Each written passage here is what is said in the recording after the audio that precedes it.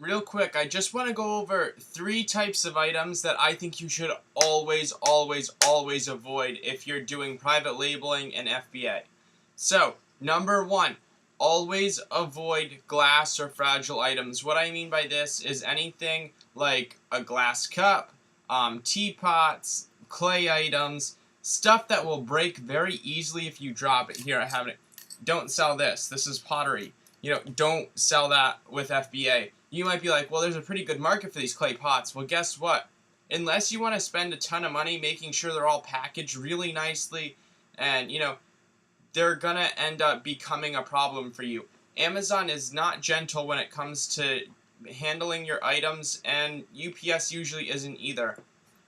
You'll end up getting a ton of returns because I found out that sometimes Amazon will pack items in boxes that are much too large, and the items end up shifting around inside the box. And if that happens, your item, every time it gets loaded on the truck, is falling in the box. And, so if it's a glass product, it's going to break really easily. So avoid glass if you want to keep down your returns. You can sell glass, but I think you'll figure out pretty quick, wow, I'm getting a lot more returns than if I had chosen something that wasn't so easily easily breakable. Number two, complicated electronics. Do not go with electronics that are super in-depth. I have a GoPro right here. I would never try to use this as an item that I would want to private label. Obviously GoPro is really big, so you want to get in cameras anyway. But what I'm saying is, if it has a ton of internal parts and it's like super complicated, well, the problem is if you try to keep your costs down, then you're going to get a cheaply made product. But if you want a really good product, then it's going to cost you more money. And the more money it costs, then the higher you're going to be into that product. And the problem is, these companies will try to cut corners on you. For example, those the hoverboards that were so popular. I think I talked about those before. Complicated electronics, they put those cheap batteries in them for the company to save money. Well, guess what? They start exploding. And when one of those exploded, it hurt somebody. So, when they explode, or if you have problems with electronics, there's just too much going on inside of that product that can fail. So I like to stick with super simple products, no glass, no complicated electronics inside the product.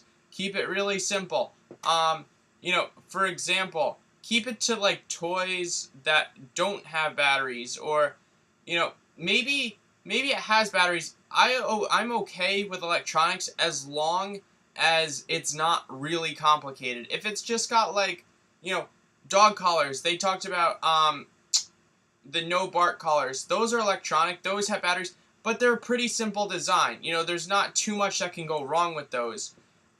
Stay away from lithium-ion batteries. Any products with lithium-ion batteries, stay away from, because those are the ones that have been known to overheat, catch on fire, explode. So avoid electronics with lithium-ion batteries. Avoid products that are really, really complicated when it comes to electronics. Don't order spy goggles, or, that stuff gets really confusing. And if it's really confusing, then it's going to cost you more money. There's too much that can go wrong. You're going to end up getting a lot of returns. So that's what this video is about, is I want to keep you from getting tons of returns and going, yeah, why am I getting so many returns? Keep it simple. Your product won't break.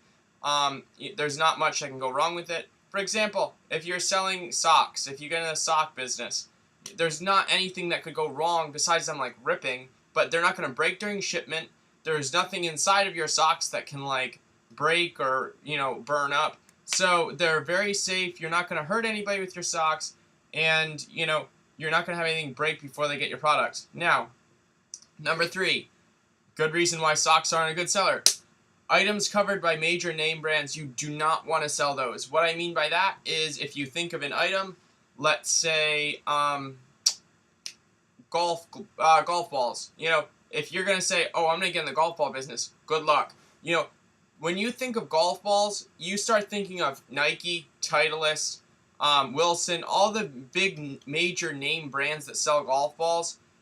When people want a product like that, they prefer a major name brand. So if you can think of an item, let's say shoes, and you're like, well, maybe I could start selling shoes. Yeah, maybe, but you're not going to be able to compete very well because Nike already owns, most of the shoe market, Adidas, a lot of other name brand shoe companies. You'll never be able to compete with them. When people think of buying shoes, they think of buying a Nike brand or an Adidas brand or Under Armour. So they're not going to go, oh, look, there's this new shoe company, unless you have millions and millions of dollars to really promote yourself. But what we want to stick to is items that are not covered by a major name brand. So let's say you're thinking of selling water bottles. When you think of, oh, I need a water bottle, you don't think of, oh, I only want this brand of water bottle. It's just a water bottle. You want a good insulated water bottle. You don't care who sells it. You care more about what the bottle does. That's what we're looking for. Products that will meet people's wants when it comes to the product itself.